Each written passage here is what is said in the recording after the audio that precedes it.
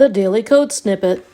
Today we will look at absolute positioning. When the position property of an element is set to absolute, it is positioned relative to the nearest position ancestor, and if it has no position ancestors, it will position relative to the document body. When an ancestor element is positioned, it means the ancestor has a position other than static. An element with absolute positioning will move with page scrolling. Here is the HTML code for section 2 in our demonstration. We see that it would be the second circle element. Here is the CSS. So in our example, we are looking at a circle element with a red color. This image shows our absolutely positioned element was initially hidden behind another element.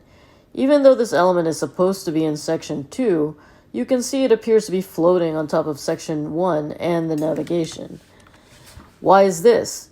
It is because it has been taken out of normal flow.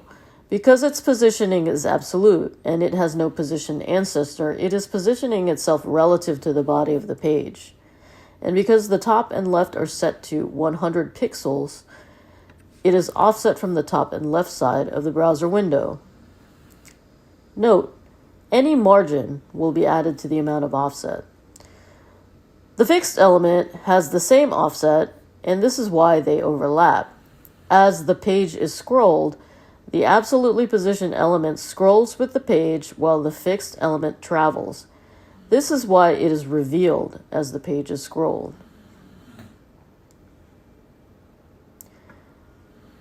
When setting the position of an element to absolute, there are accessibility concerns. This is because these elements may obscure other content, especially if a user is zooming in to affect the text size. Even without zooming in, we see that our element obscures our section 1 heading, so this would be a problem for accessibility. Presented by Designers Learn Code.